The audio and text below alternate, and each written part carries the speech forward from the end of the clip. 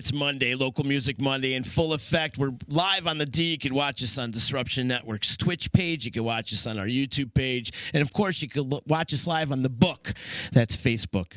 You know what to do. I'm trolling along right now. You're a troll. We had the Wizard last week. We got a troll this week. Yeah, right. Anyhow, shout out to my sponsors, Upgrade Brain Formula. When you're ready to wake up your brain and open up those brain receptors, go to freemanformula.com. Use promo code DISRUPTION. Get yourself a 15% discount. Then, when you're ready to get a little growth in your member down below, go to lastingconfidence.com and use promo code DISRUPTION and get a couple inches on your member down below. Lasting inches, too. Nobody here needs that. No, I don't. Nope.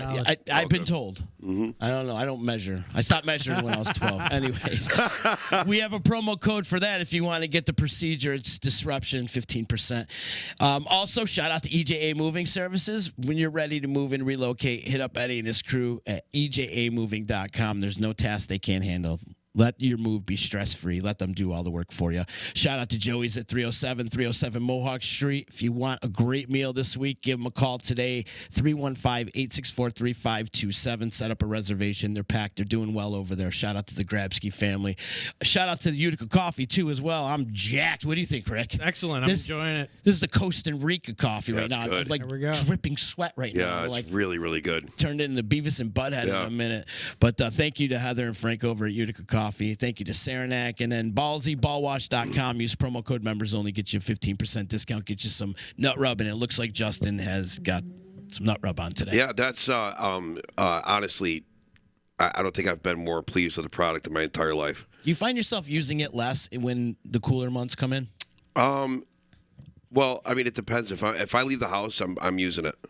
Doesn't matter. Oh, wow. Doesn't matter. So you're a constant nut rubber. Constant nut rubber, yeah. I like rubbing nuts. I love it. Yeah. I love it.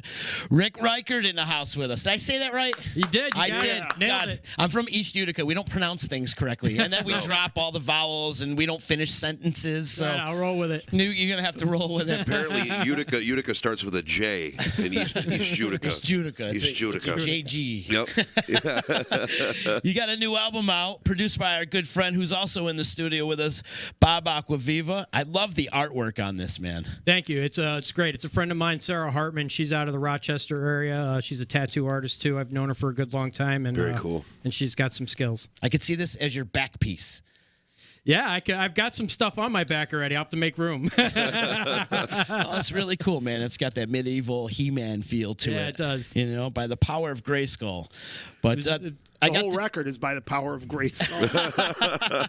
Yeah, did you have to channel it all in? Yeah, Sword and Stone and Renaissance Man, and yeah, it was all there. That's how he lives his life. Yeah, which, by the way, we'll pull out all the toys that he brought with you in a little bit. But yeah, it does have this He-Man feel, and I feel like you had to bring out the Man-at-Arms. We're going to have a whole bunch of He-Man references today, I think. That's all right. Man-at-Arms. Power of Grayskull. The Power of Grayskull, Man-at-Arms, but you did. You had a couple heavy hitters come in and perform this album. Chuck Heath from Love Bone. And brought Chuck in from Bandit originally, and then Love Bone. He was in Red Hush for a while. Yeah, Chuck's great. Yeah. I love that you could throw a name out, and then Bob has their whole discography. Like, he knows exactly what band, the first band they started in, going back from, like, the 60s. I pride myself on it. You know, like, the musical family tree here in Utica. Well, somebody's got to know it. Utica genealogy of music. Yeah. I just got to figure out a way to leave it to somebody else when I'm not here, because I want, we got to keep all that alive. Some way. Yeah. I think that there would have to be an entirely brand new computer program algorithm developed just to put it all down. Dude, you just did. What? You just created it. Yeah. All right, I'm on it. You're on it. Well, you're going to have to do it. There should still be some kind of museum or something for these people. Like, I think you would have to start with all the bands you can think of from Central New York, like bands that worked, like bands that worked or bands that recorded. You know what I mean? Put all them down, and then there's that's where the tree's got to come from. You'd and then this guy also played with this band. How far back? You'd be shocked how far back it goes. I mean, oh my God! And then people that actually obtained like real success too, starting just as a local thing. Mm-hmm.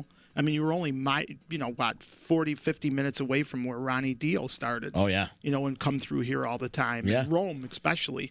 Rome, New York. And I mean, but all over the place, from the Valley. Right now, I'm just finishing up a record with Steve Rigo. I mean, he's another one. It's another legendary guy that unless you know who he is, like Justin knows because he's from the Valley, but if you don't know who he is, you don't know. Right. These guys people should know who they are. And should get recognized. Exactly. I agree.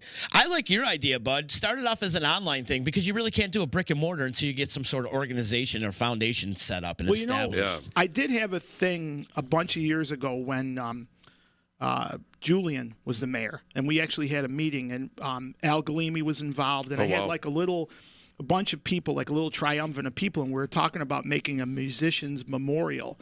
And my idea was there's that piece of land on the parkway that's right there where they have that little sign that says what's going on in the parkway right near the tennis courts. Yeah, yeah. Going up that road there, I wanted to put bricks, and have the wall only go up maybe like 3 feet, but that could go the whole length of it, and then each person that actually was a musician, would have a brick there, and it would say, what years they were active, so forth. But they'd have to get in on committee because you couldn't just be some guy who played in a garage band. It would have to be totally committee. And I've had a good sense of people, had Jerry Krause involved, of people that would be the committee to try to vote these people in. And we were good to go with that. It was going to happen, but Julian lost, and, I never followed through with it after that. But I think it could have happened. Sure.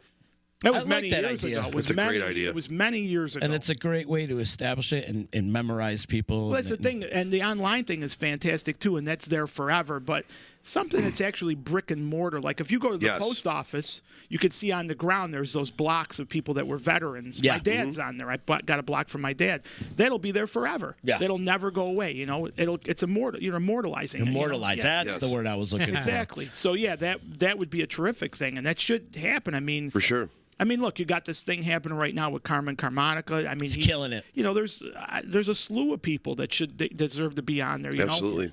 By the way, Carmen's our guest for next week. Oh, wonderful! Excited That'll about be that. Great. Yeah, that would be really great. Super excited. You want to talk like that guy would be a first ballot Hall of Famer. And just reading his book, and I'm halfway through it. I've been kind of slow. I've been busy, but I'm halfway through it. And just the things that he was doing in the 70s. I didn't realize how big he was in the 70s. Sure. Yeah. Man, it's some cool stories in there. You ain't kidding. Yeah. So every generation, I think, there's some few guys that like leaked out and did a few things. Well, there was way back when, like in the 40s and stuff, when the trains used to run through Utica a lot more than they do now, and that's how people would get around for touring. Weren't there a couple people back then that would get taken out with some of these singers because they would come in and be, our trumpet player's sick or this is sick, and they get somebody from the area, and then that person becomes part of the band because Absolutely. You know what I mean. I bet that happened a lot in Utica. I would imagine. I mean, you would know. I didn't have a lot of people in my family that were musicians, but I did have an uncle on my mother's brother. His name was Guy Vivenzo, and he also owned that vintage limo. People would know him from that, but he was a whipping singer, and he sang his whole life. He died in his 80s just recently, but he told me a story once that he was offered a job singing with Glenn Miller, and my grandfather wouldn't let him go. Oh, my God.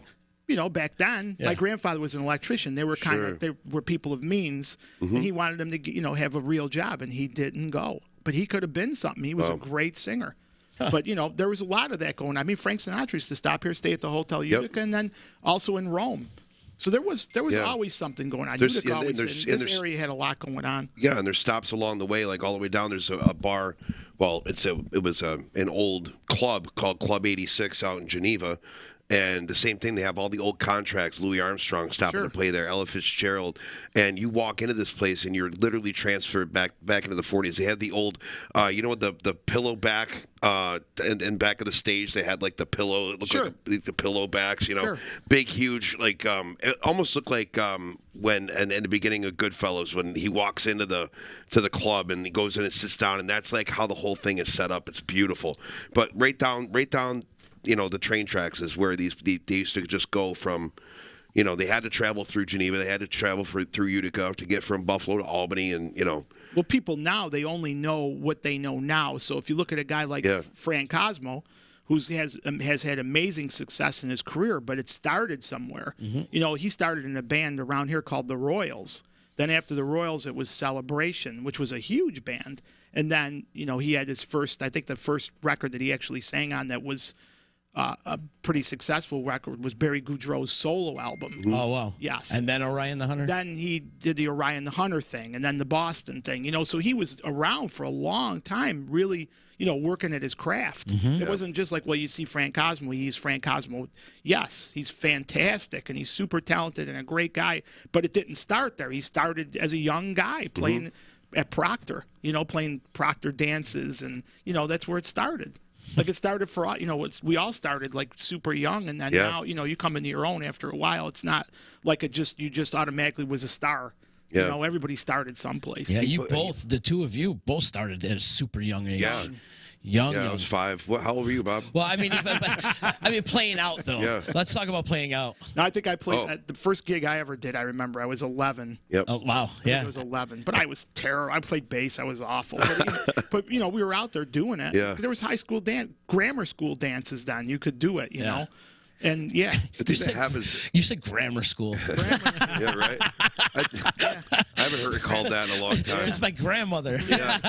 Grammar school. My God, I went to grammar school with her. I'll tell you, that seems to happen a lot in this area, though, where guys will get together and they don't woodshed for a long time in the garage. For some reason, a gig ends up coming up, but it's not like a year down the road. It's like next week. Right. You know what I'm saying? We got to hurry up and get a set together. We got to get everything going. I feel like that's how all the bands in the area end up starting. Like, hurry up. We need you next week, and then just go.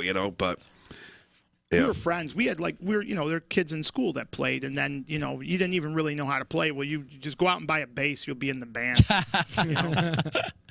That's hysterical. Let's talk a little bit about this record. Where did I put it? Oh, it's right in front of me. The He-Man album. I love it.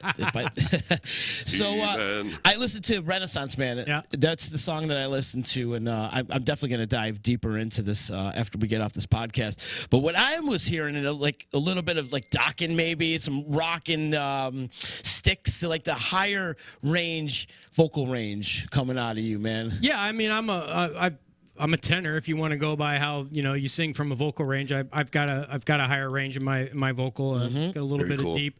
I like to think that from a vocals perspective, I've got a good versatility in my voice, and I could sing everything from something nice and easy and soft, singer songwriter on up through. So. Yeah. That's awesome. We had to find a niche, because Rick was never really technically in a band. Really? So. I'm certainly getting a late start in life. I've sang for a couple of things here and there, and was never really officially in any kind of a band. And this is sort of really my first opportunity to really take off with it and try to do something with it musically. Very cool. I waited a long time. I was in the military before. I went to school. I've had a family. And for a long time, I always kind of put off anything with music. Please go ahead. And so now. Later on here in my life where I find myself, again, we've talked a little bit about the COVID thing, found myself in a position where I could kind of pursue this a little bit more, and I've been very excited to do it and was very fortunate to hook up with Bob. Well, Rick, thank you for your service, first off. Absolutely. And COVID was kind of an inspiration behind getting an album out and writing music? Absolutely. Yeah. It was an opportunity to kind of just sit back and analyze what I might want to do with music, and I want to do as much as I can with it. That's what I came to. I love it. Right, for sure.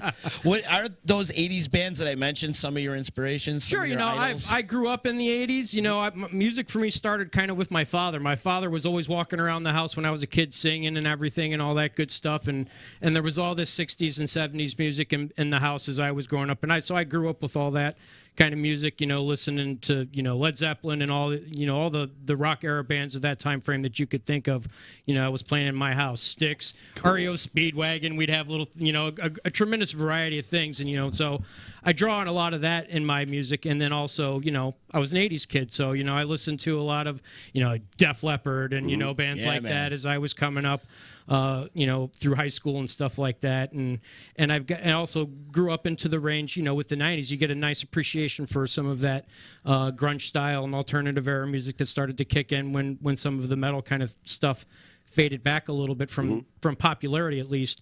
And so I think that I've really got a good, a 30-year era or more of stylistic impression that I try to draw from with my music. And nice. Stuff, so. And not only that, but he's also a swordsman. That's right. That's awesome. Bust it out. Bust it out. Break out the sword. He's going to stab you, Justin. Hang on. So awesome. I'm a long time. I'm ready for it.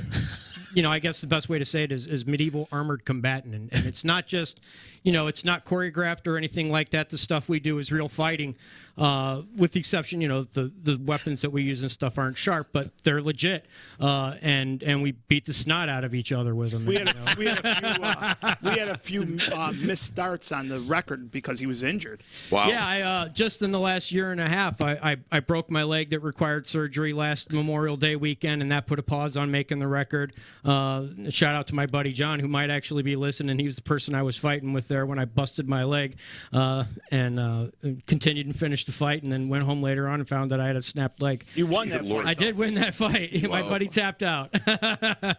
And then I tore my hamstring partially just this past summer, and so that slowed me down a little bit too. And so I'm kind of getting back into things, and I've had so many injuries from a fractured eye socket, broken ribs, broken arms. I've had knee surgeries, tearing both my ACLs and my knees from fighting and stuff. So over the 20 years I've been doing it, I've gotten crushed pretty good. The question is, though, how many kills do you have, brother? I don't suck at it. So anyone that's listening and that has competed against me knows that I'm at least an above average fighter. I certainly, no one's clapping their hands in happiness when they got to face off necessarily against me unless they're looking for a good fight. What's cool about that is that all that kind of transferred into the record, because everything he does full on. Like you were saying, he was in the service. He was in 2 branches of the service. Wow, really? It was. Yeah. When I was I spent my 17th birthday at the Syracuse MEP station for getting a physical for the Army National Guard. I joined the New York State Army National Guard between my junior and senior year of high school, Westmoreland. I went to Westmoreland High School, and so I drilled at I went to basic training in Fort Dix, New Jersey for the Army, came back and went to high school for a year, and then sometime towards the end of my senior year of high school, I had met up with a Navy recruiter, and talking to him, I really got into this idea of wanting to be an explosive ordnance disposal diver, working with bombs and diving and all that good stuff. And so I got the Army to release me from reserve status so that I could enlist active duty, and I went to Great Lakes, Illinois for for Navy basic training after I graduated from high school. So I did that. I tried out for the EOD a couple of times. I didn't actually manage to get in. Wait, what is it? It's EOD. What's EOD? It's like being one step below a SEAL, I got essentially. You. Okay. So if you think of it from that perspective, they're considered a special forces.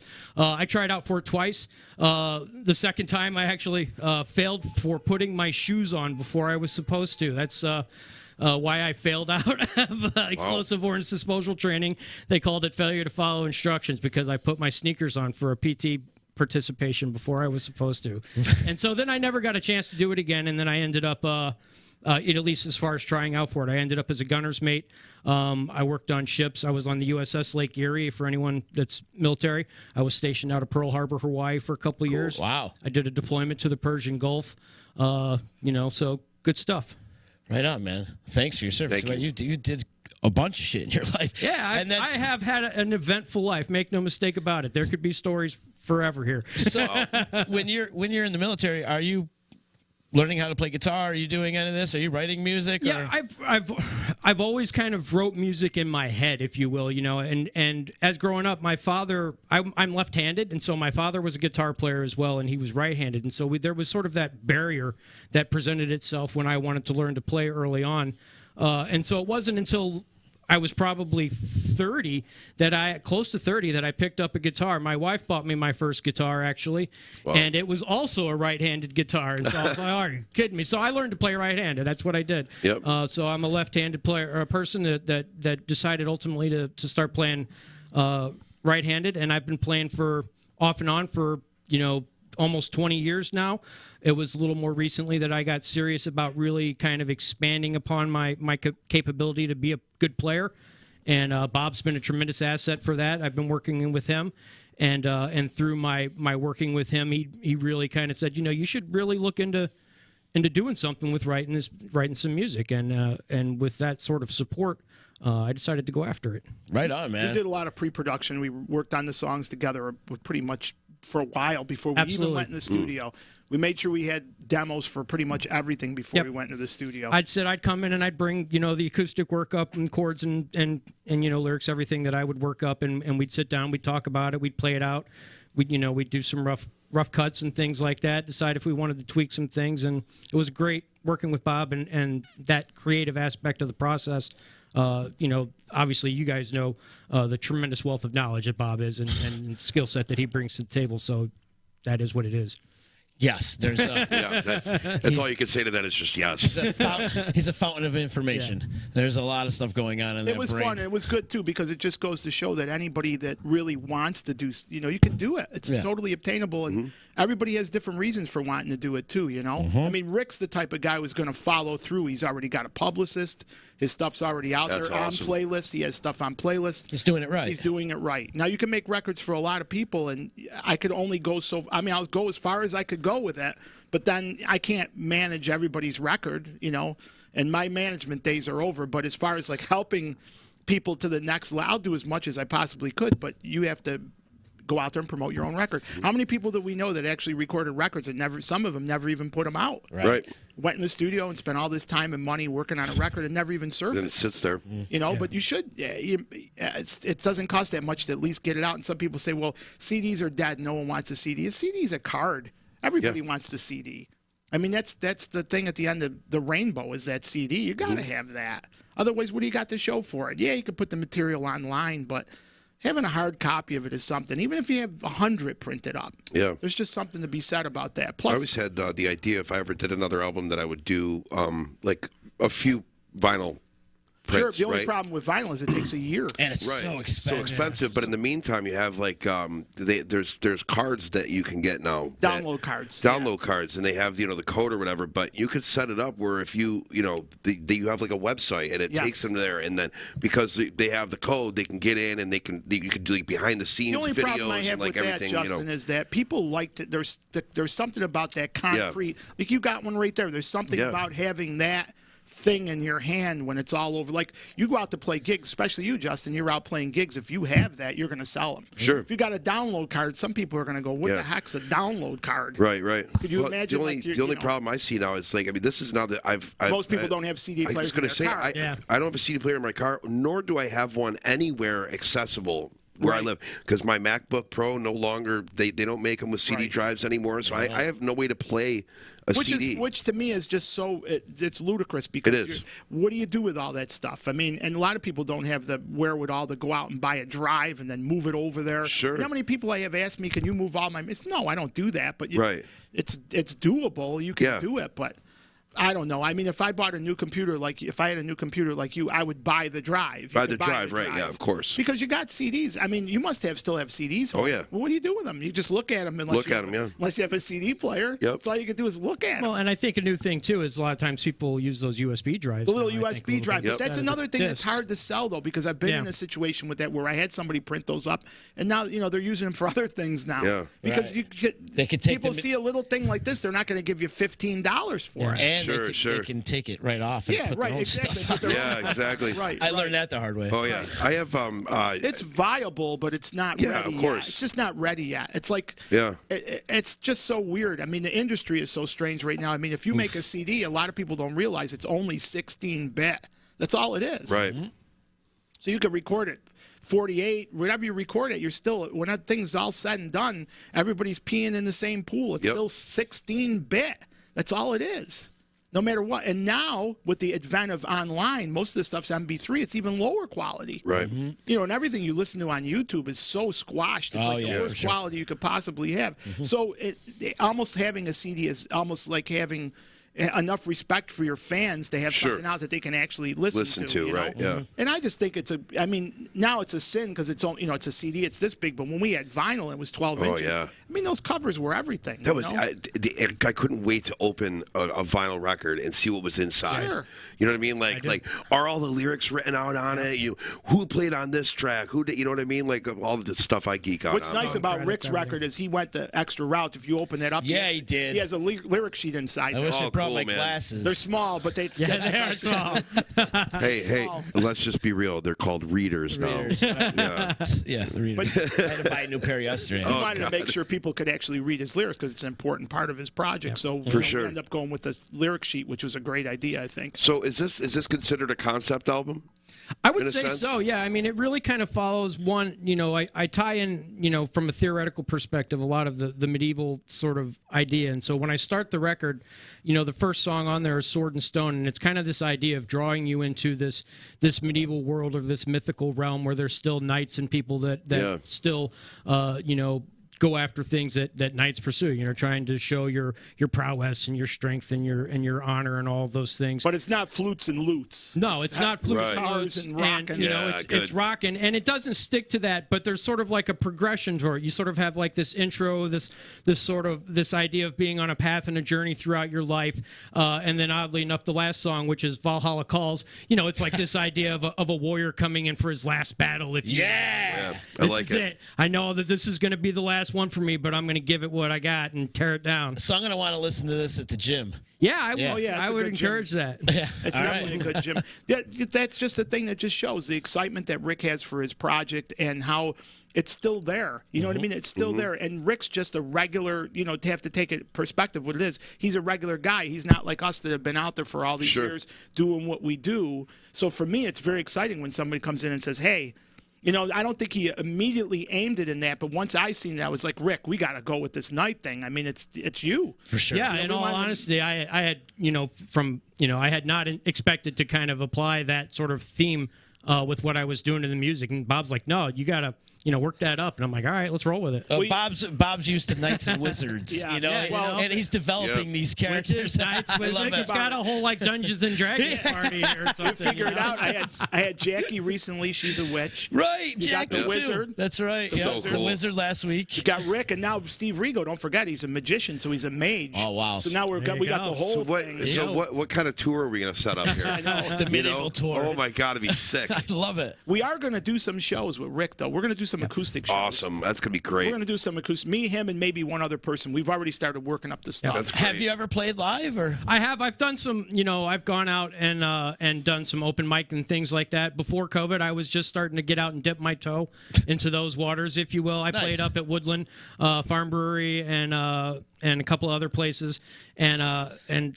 Yeah, so that's the extent of my live playing, if you will. But I'm really looking forward to getting out there after we worked. I've never done anything original before, and so I'm very grateful and excited actually that Bob's willing to come out and come out there and do some shows with me. I think that will be fantastic. Once we get that everything worked out, pull him out of his semi-retirement, if you will. To say it's out of retirement, and I'll use that for all the publicity I can get. Exploit that son of a bitch. I'll take full advantage of that. I'm looking forward to it. I think it'll be fun because he's got stories to tell. It'll be a good. It'll definitely be a good singer-songwriter type thing. We thought about doing the whole band thing. It kind of gets diluted, I think, at that point. If he could take all his songs, you could take down. If we had the mix up right now, and I just soloed the acoustic guitar and his vocal in 90% of those songs, it would sound like a song. Yeah. I really have to say that too. Jackie's the same way. If you solo, and even the Wizard, if you get it down to just what it is, you need to put a song together with all four of them, bro. Yeah, well, we might at some point. You got to write a song. I'm sure that might be kind of cool. Have a verse. It would probably be kind of cool if we did do an acoustic show. Maybe they would like to do a couple of songs. It would be kind of neat to showcase what's been going on. I think that would be fantastic from a local tallike perspective. Right. And music's so powerful. Can you imagine getting all four of them together would open like some kind of portal? Right, there'd be like an abyss. Like, holy shit. Casting spells and this defending was amazing. honor. Great idea. You think something like that, all that stuff escalated quickly. Right? I know. It's all so outrageous in a certain way, but in another way it's not. When you're making records like that, it's way more exciting than working with somebody who doesn't, there's got to be an error of P.T. Barnum, and I think in everything. There's got to be. And with people I've been working with, that is there, but it's really in their life. It's not like invented. Like the Wizard is the Wizard. Yeah, for sure. He says he was abducted by UFOs. Who says he wasn't? Maybe he was. I 100% believe him. I'll tell you what. If you ever get him to tell the actual story, you might. And if I had more time with him, I would have. And Rick actually fights. They don't fight with like wood, and they fight. Yeah. I've seen videos. It's crazy. Look at his helmet. Do you have a scheduled fight coming up Is there like a schedule? Can we go watch? So cool. I want to be in the audience. I want to see you. I want to be your ring man, your corner man, if I could possibly do that. Imagine wearing that. That's just one piece of it. I couldn't even walk in it. No, I'm my a little God, no. older, and I don't fight as much as I used to, but I still get out there, like I said, and as often I'm recovering usually from have an to injury fly in the places. process. I think they go, I goes fought away. in Seattle. I fought, in other states. I fought Canadians. I fought, those dangerous Canadians. But Super angry they are. They're super angry. Several years ago, I was trying to train up. I wanted to, they have these, it's called Bohert style fighting, and they have group fighting and individual singles combat, and it's big actually to be honest, it's big with the Russians.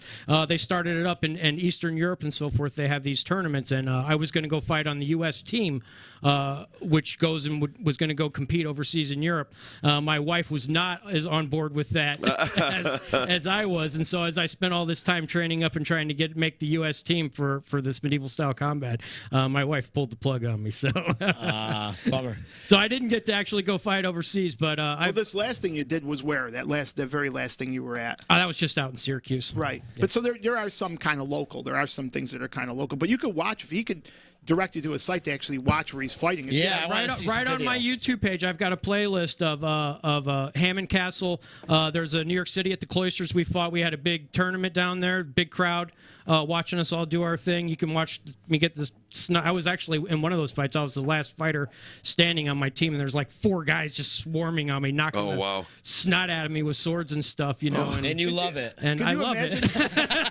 Can you imagine that's real? Like, can you imagine people swinging one of those at you? No. Yeah, if you look at this hat, is there's like major dents in the side of this helmet. You can see some of these. Can you imagine getting clipped in the head with that sword? Like come on. How heavy is the whole getup? I bet you it weighs, when I'm wearing my full 14th century armor, I'll bet you it weighs 60, 65 pounds altogether, that gear. And you're wielding a sword on top of it. Come on. The sword's got to be 20 pounds in itself, The hardest part about it is if you've got gear that works and fits for you, it's not even so much an issue, because if it's fit for your body, then it moves with you rather than against you. Some of the biggest problem is just the heat retention that you get when you're wearing crap. It just gets so damn hot. Yeah. Right. I'm sure. And then, of course, when people are pummeling you and you're exerting yourself, there's all that as well. But, so you got to have some cardio and strength going on. But have you done jousting, like with the horse? I've never done it with the horses. No? That's another whole level of, one, crazy, and 2, another whole level of cost. I've got the crazy, but I don't always have all the money. I've certainly done my. I gotta imagine the horses get my hurt fair too. share of it. Oh, for sure. Yeah, it's like, come on, I don't know about this. Yeah, I mean, the horses wear armor too. There's gear for your horses when you're doing that stuff, because you want to protect your animal, and you've got lances and stuff flying all over the place, and weapons and shards and. They have the whole chainmail thing on, like, up here and covering their eyes. He's got stuff. He's got tons of chainmail I've got stuff. mail. So I've cool. got all that good stuff as far as the armor goes. Some people are probably thinking, well, what's this got to do with music? Well, it does, because it's a passionate thing. Yeah. You know what I mean? And it does come across. And I mean, if you get that record and you listen to it, you will have the feeling that you are in some of those. I mean, I think so. When I listen to it, I hear that. Yeah. Do you go to Renaissance fairs and stuff? I've been to Sterling and stuff like that, but I was the guy. When I used to go to Sterling earlier on, I would go and I'd be like, all right, that's cool. Where can I do that crap? I don't want to watch. And that's essentially the story of my life.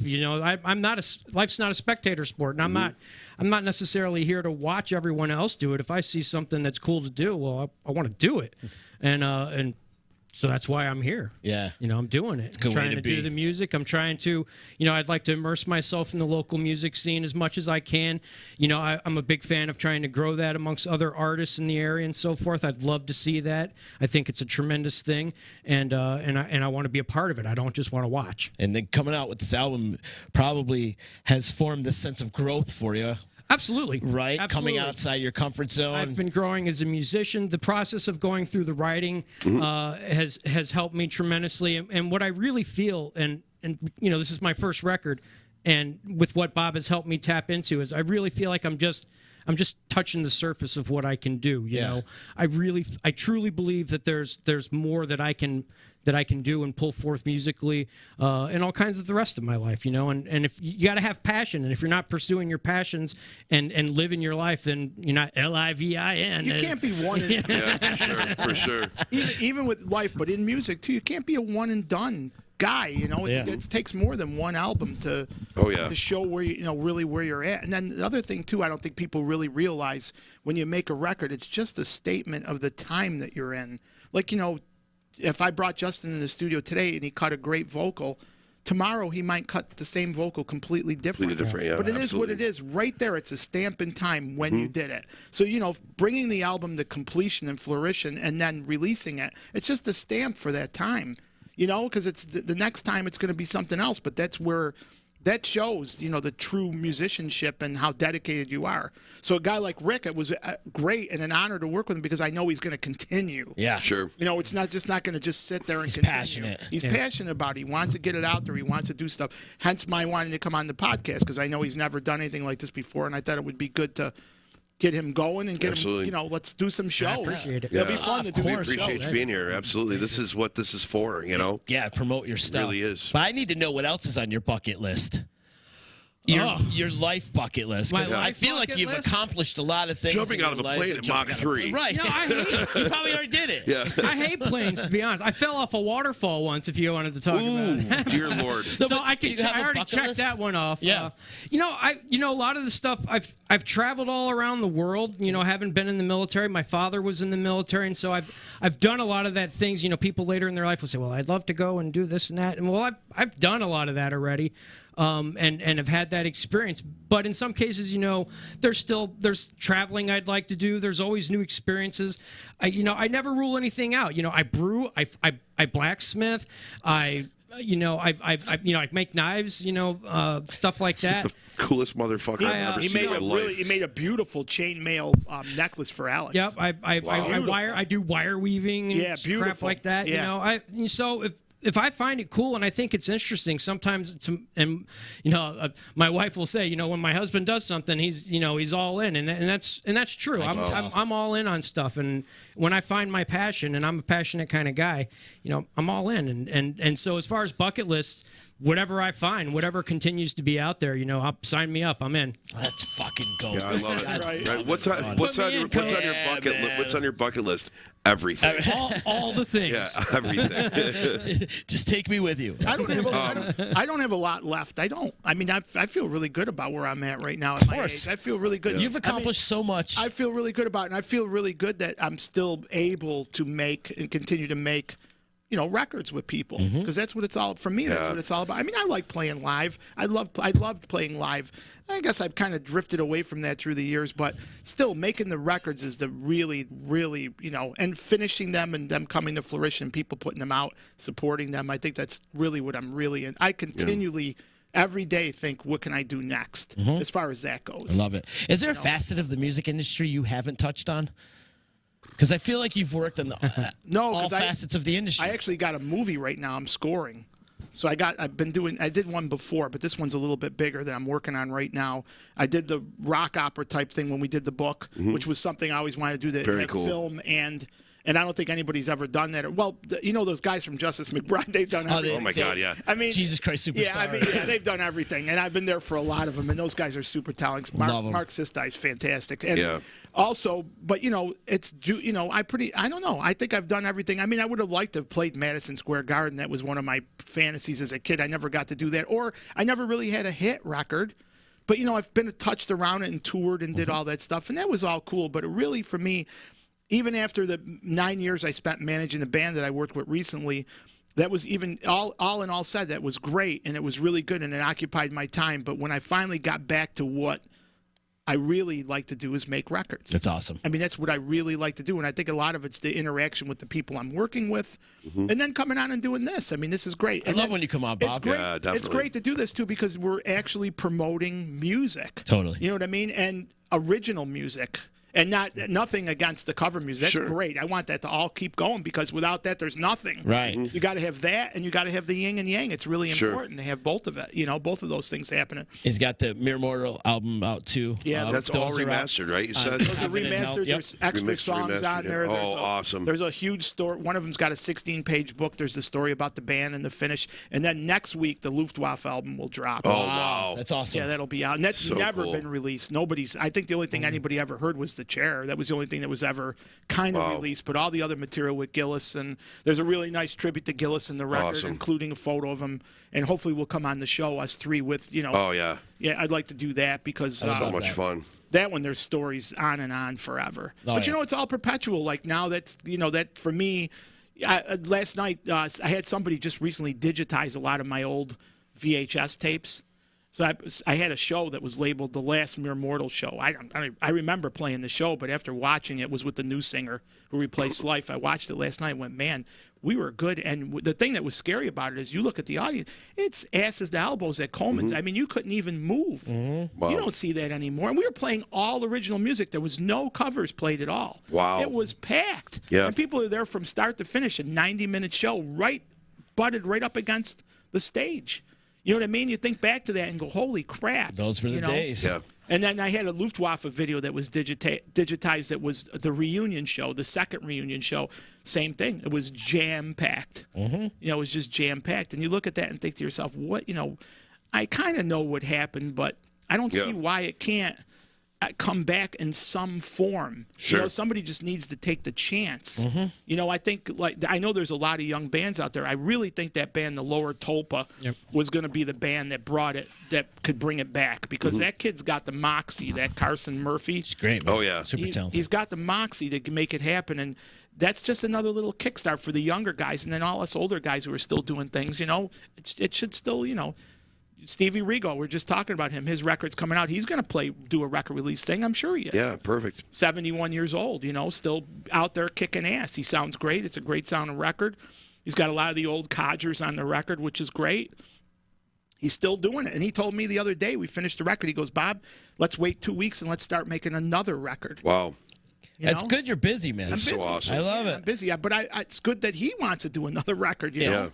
Let's keep doing it. Let's keep, you know, I mean, these guys don't have grandiose hopes of getting big deals. Those don't exist anymore. But it's also following your passion and, you know, keeping it's the music same thing alive. you used before. They're immortalized in music. You know what I mean? They have something that, you know, is that one stamp in life, you know? You can't ever. Perfect. They'll have that, and you can never take that away and from you know, done kids, your grandkids, everybody, you know, will have something. Right. You know? That's the point of having that CD, too, in the end, because, you know, your kids could find that. Sure, you could find stuff online. You'll find videos and stuff online, but that concrete CD at the end is really, you know, if you can make vinyl, that's even better, but that's a year in the making. Yeah. And very expensive. Yes. It's like leaving kids behind, too. Right. When you, it is. It is. People are like, how come you don't have any kids? Yeah, well, I have albums. Well, I mean, those are my kids. And a lot of people don't realize how vulnerable you make yourself when you make a record, because those songs are so personal to you, and they're so, like, you're so wrapped up in what it is.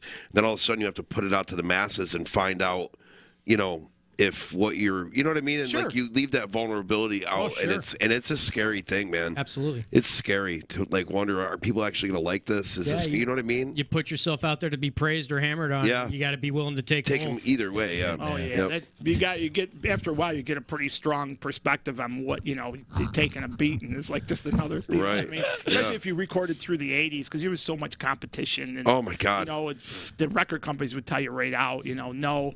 You know, when it came down to Mere Mortals there, they liked what we had, but they wanted to take both records, make one record. There was no publishing. The publishing was bullshit. I mean, who's going to do that? You had 5 guys that had jobs.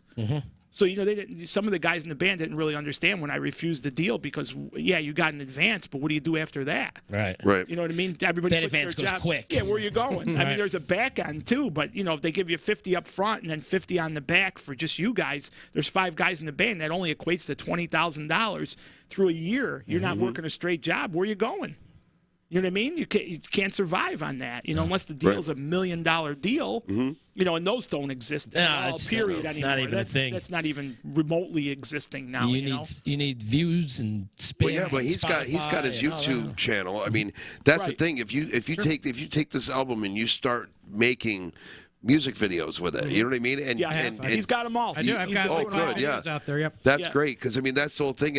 But that's what making it is now. You get 30,000 views, and all of a sudden you start making revenue from YouTube. You know what I mean? Some people will think that automatically, like when they see people have reviews and write-ups, they think that people just find those. You have to hire a publicist. Oh, yeah. They have to search that stuff for you. Rick's knowledgeable enough to know that that's what he needed to do, and he's done it. So, you get somebody to do that, you start getting reviews. The more reviews you get, the more people start paying attention to your product. You'll start moving it. Now, maybe you don't move as many physical pieces as you'd like to, but then you have the online presence. And, I mean, it takes a lot of downloads to make some money. Oh, yeah. Oh, yeah. But, I'm sure that's not the only reason why Rick got in this. It wasn't to make money. It was he also wants to fulfill something he's been wanting to do, a dream his whole life, And I think that's why anybody who's interested in making a record and you think to yourself, well, I can't sell any records. Well, yeah, you think you could sell a few records, but still, do it. You want to do it, make the record. If you want to do it, do it. Take the shot. It's not to say I don't want to sell records or I wouldn't take some success. Exactly. Absolutely, right. We want it all. We want all to happen, but if it doesn't happen, there's still that. You still made that record, and absolutely, and it's a good thing.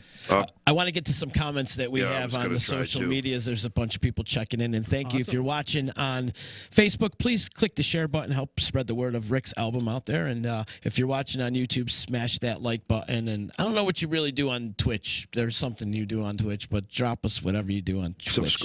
Subscribe. Yeah, thank you.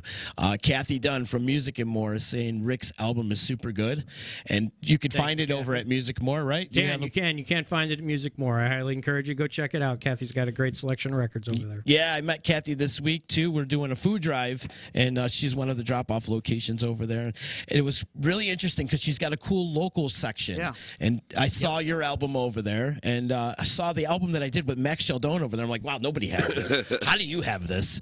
But I didn't bring it up, and I was like, I can't believe that's there. The Return to Ashes CD. Pretty cool. So Max is making money off it, and I'm not.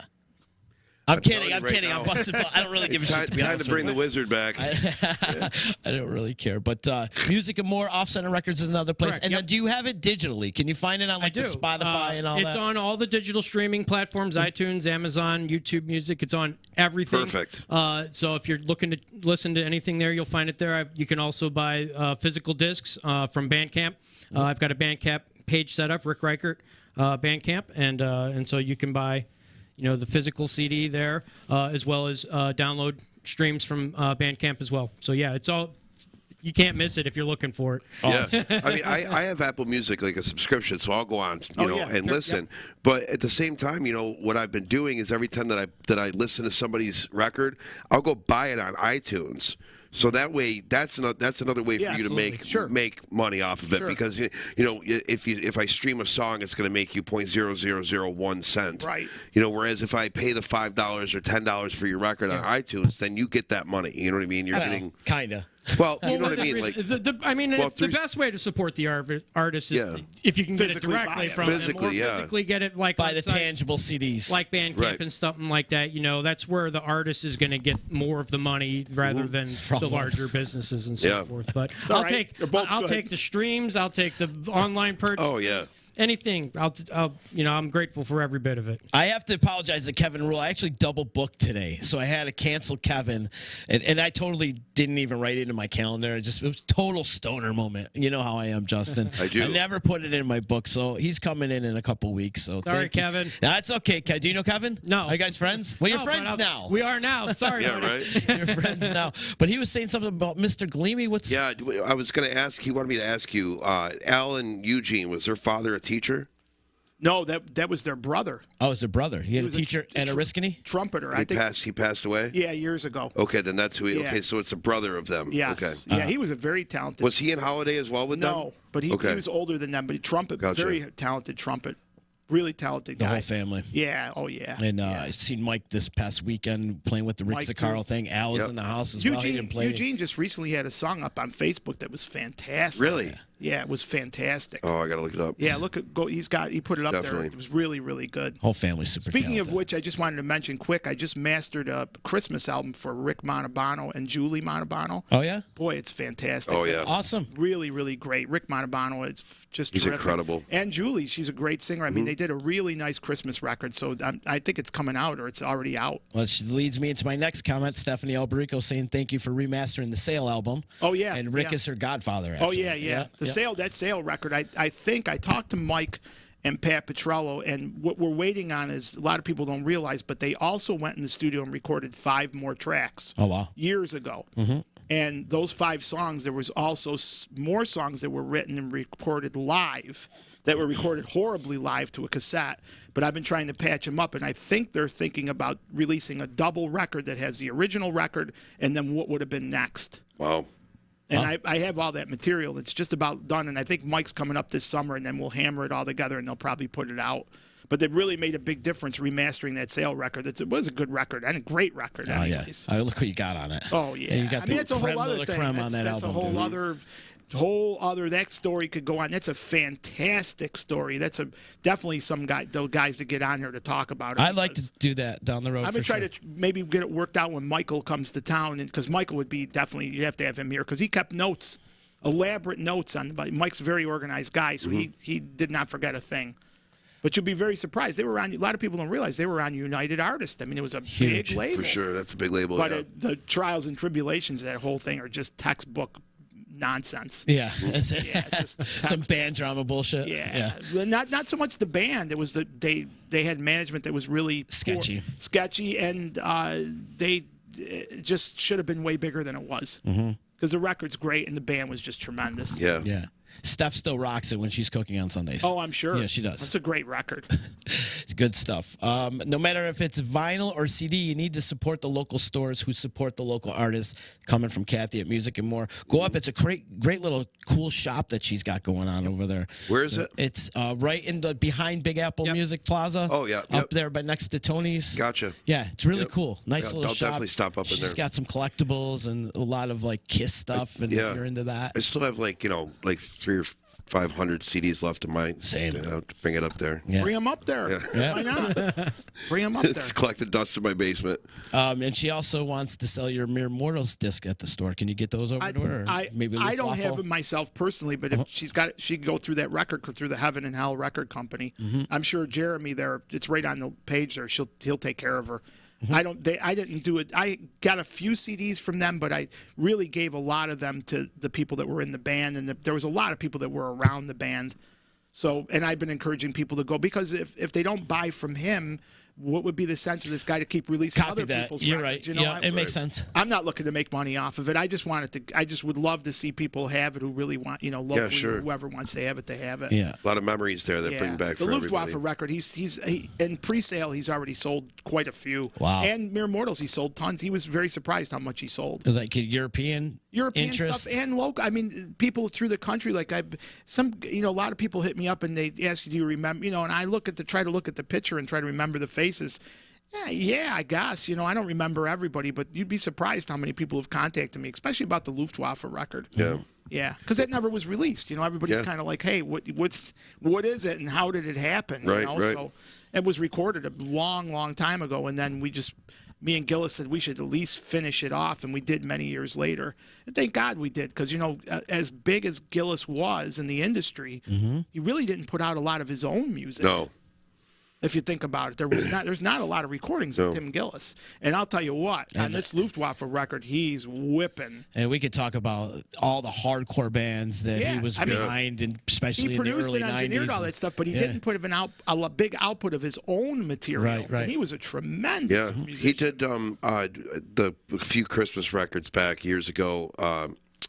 He did produce that, the one that we did, and there was the song called "Mary Did You Know" that Jose and his sister sang, and there was a legit film score underneath that he did himself, in a night. Oh, sure. Right. And what he did was I loved it so much that one day he called me up on the phone. He's like, "Check out your Dropbox. I got a surprise for you." I'm like, "All right." And I hung up and I looked, and it was what he did just soloed out. Yeah. And it was the coolest fucking thing. What a talent that man was. We sat down together and write. Could you imagine me? Oh, my God, We'd sit down together, me and him. We had nobody else from Maniacal. the band. We would just sit there together and I would throw titles at him because he was an amazing lyricist. We should write a song about a wheelchair. Next day, he'd come back. I said, I always wanted to see a wheelchair on stage. It would be so great to have somebody sitting in a wheelchair. I said, these people never get any respect. It's got to be positive, though. Yeah.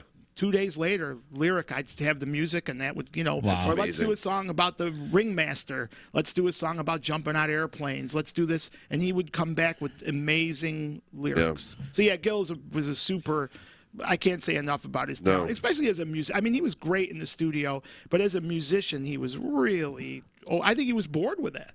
That's why he went into the other end of it. I mean, I kind of got bored with not being a musician, but I got kind of bored with all the bullshit. Kind of brought me into the studio so you could actually be a little bit more get away from right. But I love being. I'd rather be in the studio than play live. That's my personal. Where I'd rather be. It's definitely a cool thing, and it's definitely an experience, and Rick could attest to that. Bob, you're killing it, man. Yeah. You are. You're killing it. Look, I got how many CDs sitting here? They're all because of you. So many different CDs. You're killing and more it, man. coming out. And more coming out. Stevie's too. coming out. I'm getting ready to start working on a record with Tom Mull. Drinking with Lincoln. Drinking with Lincoln. Love it. I can't wait. I can't wait to hear it. We got Steve coming on the show too. Oh, good. When he's when he gets it out. Probably a couple weeks. I do have to say before we stop talking about Gil or anything like that, I consider myself very lucky because I not only have a nickname from Bob, but I also have a nickname from Gillis. What are both? Bob's nickname for me, and I don't know if you know why, but I don't. It's just Homer. Homer. But you know what? But don't feel bad because you know who else I nicknamed Homer. There was only 2 people I ever nicknamed Homer. Jeff Totoro. Oh, yeah. Was the drummer in the Blue Man Group. Yep. And he was the same thing. He was a kid like you. And I just, for Jack some reason, Jones, I called him Homer. Homer. And I mean, you had hair back then, so it wasn't like you were Homer Simpson. It was just Homer. Homer. Just I called him Homer, and I called the other kid Homer. I have no idea why. Is that when he did the Jack Jones album? Yes. Which No. Sacred Death. Sacred Death. Wow. First record he ever played on was the first guy to ever work with him in the studio. Wow. As a matter of fact, here's a very weird thing. I'm doing a Christian band out of like the Syracuse area right now. It's a husband and wife, and they just filmed a video, and Jeff was Jesus in the video. Oh, wow. And I was the devil. Like they made me play the dark role, and he was Jesus full on in roles. Wow. And we had no idea that we were both in the video. So they shot me here, and then he goes, "Well, you would know this kid, Jeff Totoro." I said, "No." And they shot him in Vegas? Wow. No, he was here, but they shot him out, and I seen the takes of him as Jesus. He looks amazing. That's so cool. And then when they said that to him, he had started laughing. He goes, "Who? Paul Stanley?" Because he always called me Paul Stanley, and I called him Homer. Yeah, he was I think 16 when we recorded Sacred Death. Yeah. Man, he was good even then. Still ridiculous. He was good even then. He was a fun kid. Yeah. He was For fun. sure. A lot of energy with Jeff. And I remember when he was playing in the Booty Foundation, he'd just get out from behind the drums and you'd like be him. the lead singer. Oh my goodness, he was rock something Rage else. Against the Machine. He didn't care if he could sing the note or he couldn't. No. He just would do it. It's A real quick story. When he came into the studio, I had this runner in the front when you came in the door. So, if you had snow on your feet or something. And it was brand new, and they were partying downstairs, and he spilled beer on it. So the guys in the band said to me, "You got to give him a hard time because, Bob, Bob keeps his place perfect." So I said to him, "Jeff, you got to clean this runner." I said, "before you leave." And I was calling him Homer. "Homer, how'd you get beer on?" He was all nervous. "Oh my God, I'll clean it. I promise I clean it." About 3 hours gone by, he wasn't around. He came back. He went and bought a new one. I was so bummed out. I was like, "Jeff, it was a joke." It's a true story. That's a great story. So Gillis's nickname for me, it got shortened now because it was longer before, but the Mayan Priest. Oh, yeah, it sounds like a Gil nickname. I was called the Mayan Priest, and now it's shortened to Priest. So him and Adderman, before he passed, he called me Priest. That was his nickname for me. And the reason was going back to that record that we did. I had to record scratch tracks for every song. So like. The thing that sucks about that for me is that I can't stand listening to my voice anyway, and it was just a scratch track. I mean, you're just blowing through. I'm blowing through them. I got a crack. That comes every like in the one song that we had to keep going over and over and over again. And he wouldn't fix it. And I'm just like this. I got my head down. I'm like, fuck this again. And he would laugh and laugh and laugh. You don't think he left that there on purpose? Oh yeah, I know he did. So at the time they were all worried about the Mayan calendar. Everybody was talking about the Mayan calendar and the world's gonna end because the Mayan calendar's done. So that's where that came from, because he's like you're treating this like it's the end of the world. He goes, "You don't suck as a singer, just this one note sucks." He goes like, so he's like, "You're like a Mayan priest, man. You're like forecasting the end of the world with your stupid cracked notes." And in 2 seconds he could have went in there and took that note out, but he just left it in there, and we would do the same and he thing. tortured me with it every day. Well, it's funny, when we recorded Luftwaffe, the basic tracks, Yager had some kind of sample, Bob Yager, of cows mooing. and we'd be cutting the track off and saying, so that's where we learned from. We learned from these guys at Bill Scranton. They were torturers, you know, and they busted balls as you were cutting. I think that levity kind of made the sessions move. Oh, sure. Move a little bit quicker, you know. That's the dynamic when you're in the studio. Everybody gets. Rick, I didn't have a nickname for you. Rick actually has he's got a fighting name too, you know. I'm sure he's probably got multiple nicknames. Within the fighting community, they call me Olaf. Olaf. He's Olaf. So of course Alex only calls him Olaf. Olaf, right? Yeah. Olaf. I love it. It's fitting. Mike Cameretta says this has to be the best group interview. Thanks, guys. Thanks. Thank you, Mike. Awesome. If you're Thank out there watching the Facebook land, please click the share button. And Adderman saying, Priest, hello to all you guys. Hope you're well. Yes. Jeff, good to hear from you, too. brother. Awesome. This has been great, man. So I posted your Facebook link, Awesome. your Thank Facebook you. page link in the description of this podcast so they can find all your information. There in it that is, right link. there along the path. There's the new CD, Along the Path. Check it out. It's good stuff. Bob, you're killing it. Rick, you're killing it. I'd like to bring you back and not talk about music and maybe get into the whole military side of things and your life. You have a great story. I have stories. I have lots of stories. Oh, yeah, I could tell, brother. I could tell. This has been great. Justin, where are you this week? This week, Thursday, we are playing at. Sorry, 1 second. I caught him off guard. Yep, sorry. Thursday, we're at One Jenny with the trio. Friday, we're at Turquoise Tiger and the gig. Ooh. Or not the gig, at Exit 33. Yeah. Saturday, we have a wedding. Awesome. And then Monday, Port Tim at Fratello's. With Junior? Lenny Jr.? Nope, just John and I, yep. Right on, brother. Yeah, we haven't done a band show in a long time with that group, but that was always fun. Got to get back and do it again.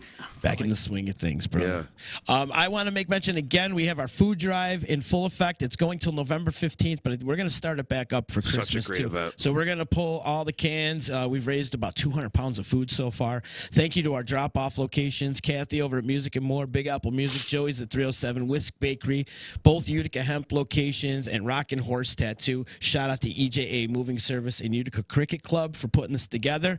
The EJA Moving provided all the boxes, and then we're going to do a whole new revamp of this with our friends from The Drive, 92.7 The Drive and Genesee Joe, and we're going to have a couple more locations that we're going to be doing it. So thank you to everybody that has been donating to the Utica Food Pantry with our food drive. You guys have been awesome. It's such a giving community. Cool. It really is. It's such a giving community. Bob, you're coming back with Luftwaffe really soon. We'll be talking about that, and Steve Regal's going to come up in a little bit. And then next week here on Local Music Monday, we're going to go a little later next week. It's at 3 o'clock, remember? Oh, yeah. And Carmen Carmonica is going to join us. Oh, yeah, Carmen. So. Excellent. Have you read the book, Justin? Not yet. I'm halfway through. It's great. I can't wait. It's so awesome. Good. It is good. Really is good. Have you finished it? Yeah, I read it. It's great. It's amazing. I can't believe how big. I said everybody it earlier should too, get it. They really should. It's a really good tribute. Not only him, but to the area. Yeah, I was just going to say that. I mean, just what it is for the way he is. He's an icon in the area. Yeah, huge. He really is cool. Well, thank you guys. Thank you to our sponsors: Upgrade Brain Formula, Lasting Confidence, Saranac Brewery, Utica Coffee, Joey's at 307, EJA Moving Services, and of course Ballsy. Ballwash.com. Use promo code members only for a 15% discount.